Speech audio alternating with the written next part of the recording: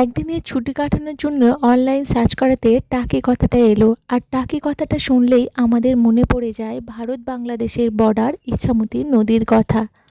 এছাড়াও এখানে রয়েছে মিনি সুন্দরবন, যার কিনা সুন্দর সুন্দর দৃশ্য, আর রয়েছে টাকি রাজবাড়ি, আর রয়েছে ইছামতি নদী ভ্রমণ, যেটা কিনা অপূরূপ সুন্দর আমার কাছে লেগেছে। এছাড়া বিভিন্ন শুটিংয়ের স্পট, আর রয়েছে কিছু গ্রামীণ দৃশ্য, যেটা মন মুগ্ধকর, মানে তোমার ছুটিটা সুন্দরভাবে কাটবে। তো কিভাবে সেখানে গিয়েছি আর কি কি দেখেছি সম্পূর্ণ ভিডিওতে থাকছে। তো গুড মর্নিং বন্ধুরা, এখন সকাল 6টা বাজে আর আমরা এখন রওনা দিয়েছি টাকির উদ্দেশ্যে। তো আগের দিন ঠিক করা হয়েছে যে আজকে রবিবার রয়েছে, কোথায় একটা ঘুরতে যাব আর একদিনের জন্য। তো সেটাই আমরা ফাইনালি বেছে নিয়েছি টাকিটা। তো টাকি যাওয়ার জন্য সকাল সকাল দেখো এইরকম একটা প্রাকৃতিক মনোরম দৃশ্য। সত্যি আমাদের বাড়ির আশেপাশেও কত সুন্দর দৃশ্য রয়েছে, সকালে যদি এরকম না বেরোতাম আমরা কিন্তু মিস করতাম।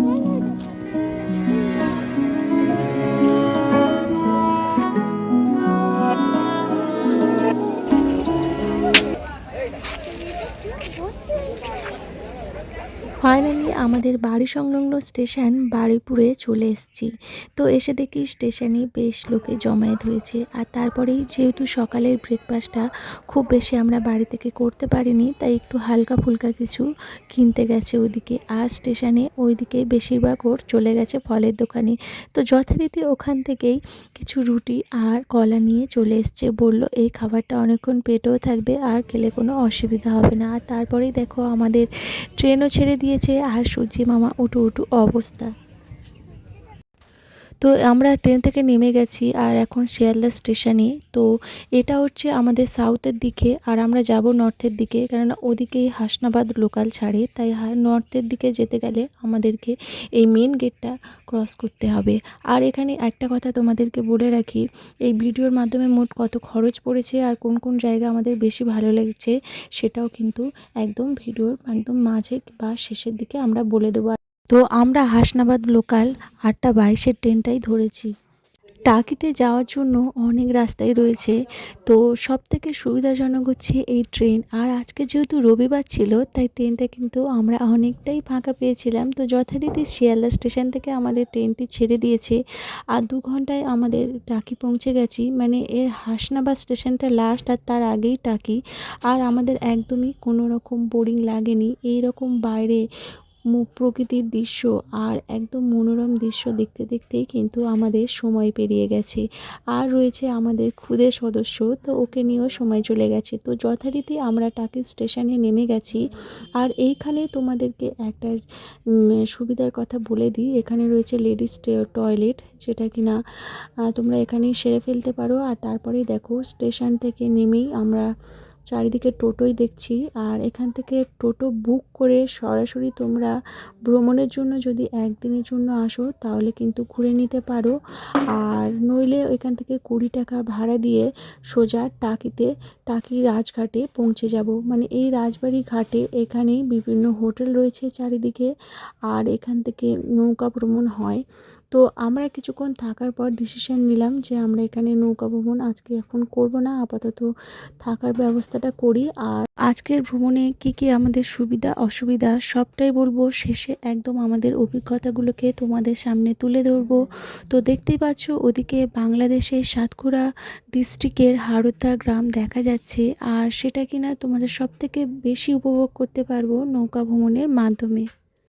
তো এদিক ওদিক কিছুটা ঘোরাঘুরি করার পর তারপরে খিদের জন্য সেটাকে নিবারণ করতে হবে। তো সেই জন্য এখানে দেখো এই পার প্লেট নিয়েছিল 30 টাকা। তো মেয়েকে খাইয়ে নিয়েছি যেহেতু খিদে পেয়েছে। আর তারপর আই লাভ টাকির এখানে এত ভিড় লেগে গেছে ফটো তোলার জন্য, তো অল্প কিছু ফটো তুললাম। জানি আমরা আজকের এখানে থাকবো, তাই বেশি কিছু ফটো তুলিনি। তো এখানে বসার জায়গা রয়েছে, যারা একদিনের জন্য মানে শুধু সকাল থেকে আর বিকেল পর্যন্ত কাটাবে তারা আসতে পারো। আর কিছু দূর এগিয়ে গেলেই টয়লেট পাবে। তো ফাইনালি ঘোরাঘুরির পরে আগে আমরা রুমটা নিয়ে নিলাম, কেননা স্নানগুলো আর একটু রেস্টের দরকার আছে, যেহেতু আমাদের সাথে বাচ্চা রয়েছে, ওরও একটু রেস্টের দরকার রয়েছে। তো সেই জন্য রুমে চলে এসেছি। আর দেখো একদম পুরো আমাদের নদীর ধারে রুমটা ছিল। আমার মেয়ে তো খুব খুশি, বলছে যে আজকে ও না একদিন না এখানে অনেক দিন থাকবে। তো তারপরে ফাইনালি আমরা ফ্রেশ হয়ে গেছি। আর একটু রেডিও হয়ে গেছি, আর মেয়েকে একটু খোলামেলাভাবে রেখেছি, কারণ সারাক্ষণ জার্নি করেছিল অনেকক্ষণ। তো ফাইনালি আমরা স্নান টান সেরে পুরো রেডি হয়ে গেছি। আর আমাদের রুমটা ভালো ছিল, কিন্তু জলটা না একদমই ভালো ছিল না। তো যাই হোক, তারপরে একদম রেডি হয়ে গেছি। এইবারে আমরা কোথায় কোথায় ঘুরতে যাব সেইগুলো পুরো ভিডিওতে থাকছে। আর একটু ভিডিওটা আজকে লেন্দি। আর এই যে তারপরে আমরা লাঞ্চ সেরে নিয়েছি। আজকের লাঞ্চটা খুব বেশি ভারী আমরা করিনি।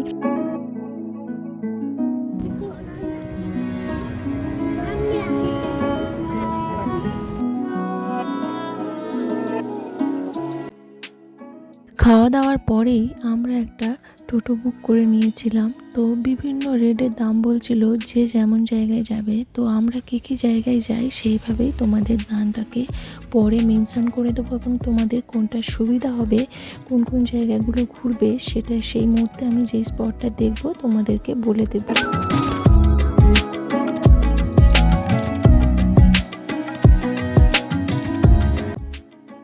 ইছামতি নদীর প্রাকৃতিক সৌন্দর্য উপভোগ করতে করতে পরের গন্তব্যস্থলে চলে এলাম কর্নেল শঙ্কর রায়চৌধুরীর বাড়ি, যা টাকিতেই অবস্থিত। আর চারিদিকে খুব শান্ত একটা পরিবেশ। তার ডান দিক দিয়েই চলে এলাম, দেখতে পেলাম একটা দুর্গা দালান। তো দুর্গা দালানে প্রতি বছর এখানে দুর্গা ঠাকুর ওঠে। তো এখানে আমরা আর বেশিক্ষণ স্টে করিনি। এখানে কর্নেলের বাড়ির চারিদিকটা শুধু পুরনো বাড়ি দেখা ছাড়া আর এখানে তেমন কিছু নেই। তো পরের গন্তব্য হচ্ছে গয়না ভাস্কর সিনেমার শুটিং, যা আমরা সিনেমার পর্দাতে দেখেছি, তা আমাদের নিজেদের চোখে দেখতে খুব ভালো লাগে। তো তোমরা তার জন্য কিন্তু এখানে আসতেই পারো। আর সেটা একদম কর্নেলের বাড়ির ঠিক ডান দিকেই রয়েছে এই বাড়িটা।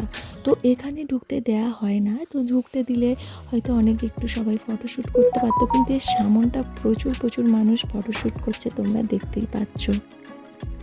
ব্রিটিশ আমলের তৈরি এই নলকূপটা বেশ কিছুদিন আগে খুব খারাপ অবস্থা ছিল, কিন্তু এখন সুন্দর করে সাজিয়ে তুলেছে। আর এখন হয়ে গেছে পিকনিক স্পট। তো এখানেও টিকিট লাগছে। তো আমরা আর এখানে নামিনি। তো বেশ কিছু জায়গায় ঘুরতে গেলে আমাদের অনেকটা সময় চলে যাবে, রাতও হয়ে যাবে।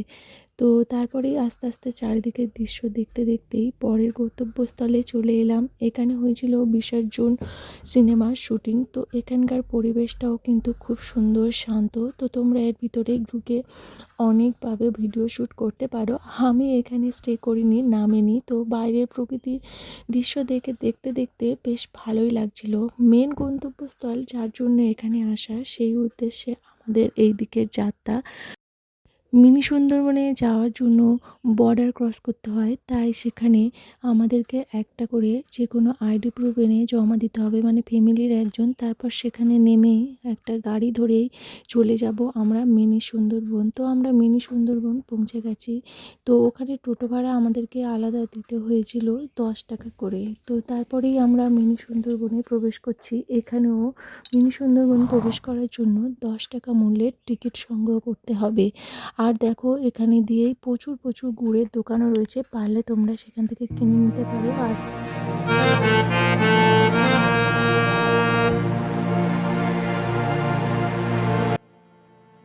গোলপাতার জঙ্গল বা মিনি সুন্দরবন হলো টাকির একটা অন্যতম ফেমাস জায়গা। কিন্তু সবার মনে শুধু একটাই প্রশ্ন, গোলপাতা, কিন্তু পাতাগুলো লম্বা লম্বা কেন? যাই হোক, এটা একটা ওদেরই ব্যাপার, নাম দিয়েছে কারা তারা জানে। আর এর অবস্থা দেখো, এ তো ফাঁকা জায়গা পেয়ে, লম্বা রাস্তা পেয়ে যেতে যেতে ভাবলো বাবা মা পেছনে আছে, তো তারপরে যেই দেখলো আমরা আছি, অমনি দৌড় মারলো লম্বা রাস্তা দিয়ে। এখানে শুধু এটাই একটা উপভোগ করার মতো জায়গা, জাস্ট এই বীজটা দিয়ে হাঁটা, আর চারিদিকে জঙ্গল, আর এই যে দেখছো কেওয়া গাছ। তো আজকে যেহেতু রবিবার ছিল, তাই প্রচণ্ড ভিড় হয়েছে। অন্যান্য দিনগুলো কিন্তু এতটা ভিড় হয় না, শুধু শনি রবিবার নাকি প্রচণ্ড প্রচণ্ড ভিড় হয়। তাই আমরা খুব ভালোভাবে ফটোশ্যুট করতে পারিনি, জাস্ট আমরা জায়গাটাকে একটু উপভোগ করছিলাম। তো তোমরা কিন্তু এই জায়গাটা একদমই মিস করবে না, মিনি সুন্দরবন। বেশ কিছুটা যাওয়ার পরে এই রকম একটা শেডে দুদিকে রাস্তা চলে গেছে, একটা ওদিক আর একটা এই দিক। তো এই দিকটাই হচ্ছে মেন। তো এখান থেকে আমরা বর্ডারটা দেখব। তো ইছামতি নদীর ওপারে বাংলাদেশের হরিদ্বার গ্রামকে সুন্দরভাবে এইখানে দেখা যায়। ওই ইছামতির ওই রাজঘাটের থেকে এইখানে বেশি সুন্দরভাবে কাছাকাছি মনে হয়। তো এখান থেকে অনেকে দূরবীন দিয়ে দেখছে, তো আমাদের দূরবীন লাগেনি, ফোন রয়েছে। তো ফোন দিয়ে চারিদিকটা তোমাদের ভিউটা আমার হাজব্যান্ড দেখিয়ে দিল। জঙ্গলটা সত্যি এখানে কিছুক্ষণ দাঁড়িয়ে থাকাটা বেশ কিন্তু ভালো লাগছিল। এদিকে নদীর অনুভবটা আর এদিকে বনের অনুভব। আর দেখো জুম করে তোমাদেরকে জাস্ট দেখিয়ে দিলাম, ওদিকেও পার বেঁধে রেখেছে, তো ওদিকেও লোকজন কিছু যাতায়াত করছে। সুন্দরবনে না গিয়েও ম্যানগ্রোভ অরণ্যের উপভোগ করা যায় এই গোলপাতার জঙ্গলে। আর তাই চারিদিকে মানুষজন এদিক ওদিক ঘুরে ঘুরে দেখছে। এই দুটো রাস্তা দুদিকে চলে গেছে, একটা তো ওইখানে তোমাদের বর্ডারের জায়গাটা দেখালাম, আর এইটা হচ্ছে ওয়াচ টাওয়ার করে রেখেছে, তার নিচেই একটা রয়েছে ক্যান্টিন। আর এই ওয়াচ টাওয়ারে উঠে সবাই ফটোশ্যুট করছিল, কিন্তু তোমাদেরকে কি বলবো, আমি খুব বেশি দেখাতে পারিনি, কারণ আমি নিজেই ভয় পেয়ে গেছিলাম এইরকম একটা উঁচু জায়গায় আর পুরো ফাঁকা ফাঁকা দেখ। প্রবেশের টাইমিংটা হচ্ছে 10টা থেকে 5টা, কিন্তু 4টের পরে আর এখানে ঢুকতে দেয় না। সৌন্দর্য উপভোগ করার অন্যতম একটা জায়গা এই মালদ্বীপ পার্ক, যেখানে পিকনিক করা যায়, সাথে বাচ্চা এবং বড়রা সকাল 9টা থেকে রাত 8টা পর্যন্ত সুন্দরভাবে সময় কাটাতে পারবে। তো সাজানো গোছানো এই বাগানটা এতটাই সুন্দর যে আমার কাছে খুব খুব ভালো লেগেছে।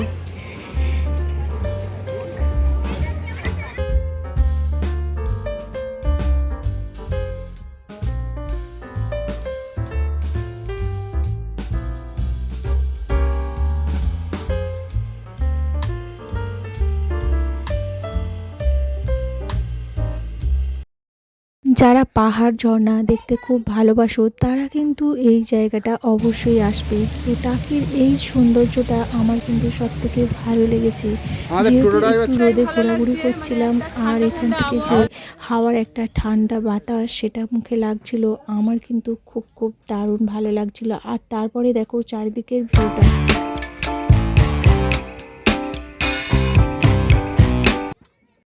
মালদ্বীপ আমার কাছে সব থেকে ভালো লেগেছে, কিন্তু বেশিক্ষণ থাকতে পারলাম না, ইচ্ছা হয়েছিল।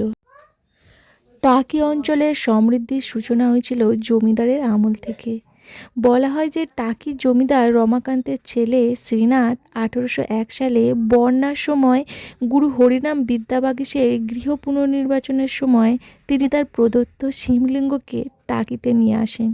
গুরুর প্রতি শ্রদ্ধা জানাতে দক্ষিণ বাড়ির খাস বাড়ির উপর নির্মাণ করেন জোড়া মন্দির, আর তার সামনে একটা বড় পুকুর খনন করেন।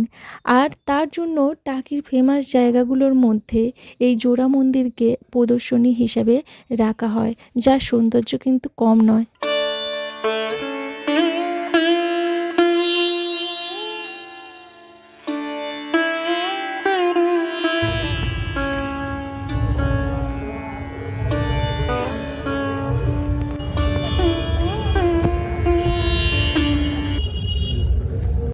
তো এবারে আমরা প্রবেশ করছি টাকি রাজবাড়ি, যেটা কিনা পুরানো ইতিহাস ভরা এই জায়গা। তোমরা এটাকে পজ করে একটু দেখে নাও, কেন আমি যদি পুরোটা বলি তাহলে ভিডিওটা অনেক বড় হয়ে যাবে। আর এর চারিদিকটা দেখতে পাচ্ছ শুটিং স্পট। তোমরা বিভিন্নভাবে যদি শর্টস ভিডিও বানাতে চাও তো এই জায়গাটা কিন্তু বেছে নিতে পারো।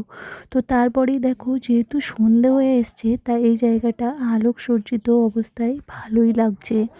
আর এই যে দেখো, এই যে গেটের এই পাশটা চারিদিকটা, চলো তোমাদেরকে ঘুরিয়ে দেখাই। রেনো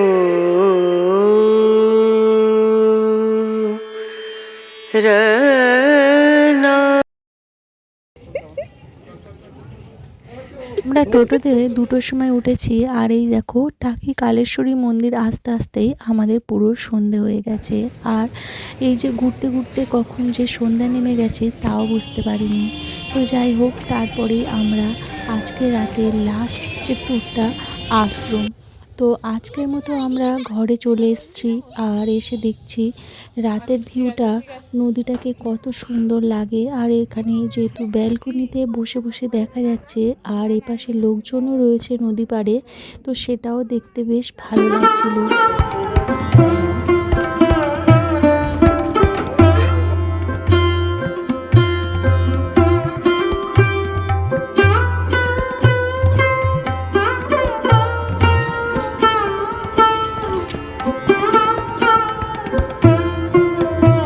এদিকে পিৎজা, আর এদিকে এটা হচ্ছে চিকেন বিরিয়ানি।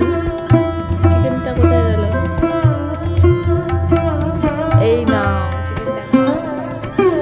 তোমার তো পিৎজাটা ছিল, পিৎজার চিকেনগুলো তো খেয়েছো।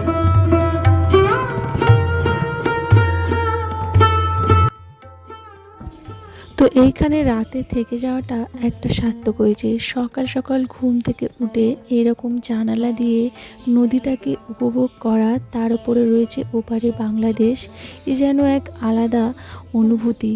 তো সকালবেলার সূর্যটাকেও আলাদা দেখার একটা আমেজ। তো সকাল সকাল ঘুম থেকে উঠেই বরমশাইকে তো দেখতেই পারছো।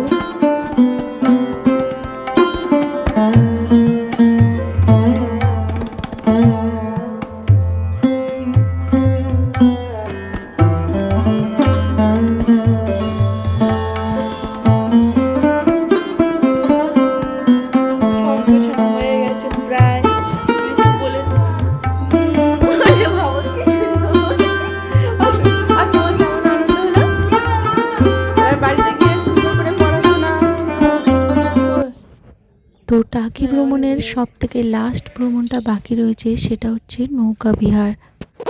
তো বলেছিলাম যে কোন জায়গাটা সবথেকে ভালো লেগেছে বলবো। তো আমার কাছে মিনি সুন্দরবন, মালদ্বীপ আর নৌকা বিহারটাই সবথেকে ভালো লেগেছে। তো তোমরা পারলে এই তিনটে এখানে এসে দেখতেই পারো খুব সুন্দরভাবে, যদি হাতে সময় কম থাকে একদিনের জন্য যদি নিয়ে আসো।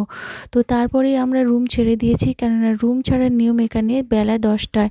তো তারপরে নৌকা বিহারের জন্য এখানে আমাদেরকে ওয়েট করতে হয়েছিল, তার কারণ 10 জন ছাড়া নৌকা ছাড়বে না, আর পার হেড 100 টাকা করে নৌকা বিহারের জন্য ভাড়া নেবে।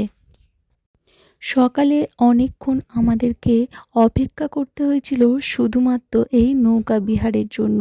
অবশেষে আমাদের পালা এলো, আর এখান থেকে প্রকৃতির সৌন্দর্য আর ওপার বাংলার বাংলাদেশকে দেখার একটা আলাদা অনুভূতি।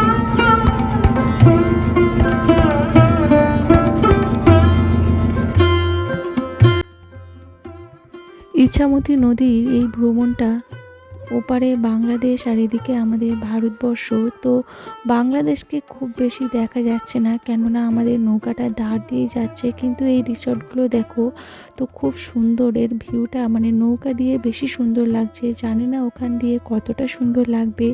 গ্রাম বাংলার প্রকৃতি এই রকম নদীতে বসে দেখার একটা কিন্তু আলাদা আমেজ, আর সেটা সম্ভব এই টাকিতে। আর ওই যে দেখতে পাচ্ছ বাংলাদেশের কেয়া পাতার জঙ্গল।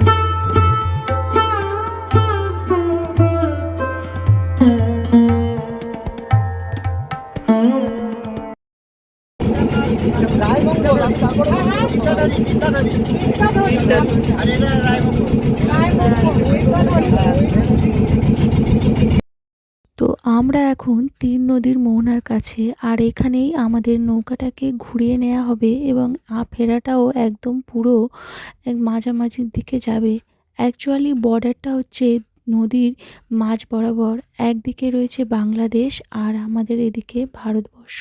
তো ওইদিকে যতটা জুম করে দেখতে পেলাম ওদিকেও পিকনিক স্পট হয়েছে, আর এরকম ওদেরকেও নৌকা বিহারের ব্যবস্থা রয়েছে।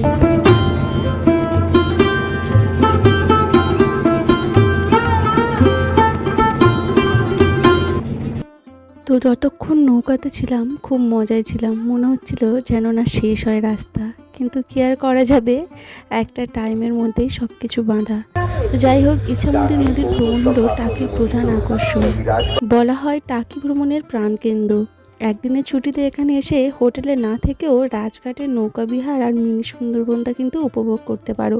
আর আমাদের মতো যদি একদিনের হোটেল থেকে এখানে উপভোগ করতে পারো তাহলে কিন্তু আরও মজার। মানে অ্যাকচুয়ালি আমাদের সারা দিনের, সারা সপ্তাহের, সারা মাসের ক্লান্তি দূর করার জন্য আমরা একটু জায়গা খুঁজি যেখানে কিনা একটু নিজেদের সময় কাটানো যায় এবং সেটা ভালোভাবে সময় কাটানো যায়। তো তোমরা এখানে কিন্তু আসতেই পারো।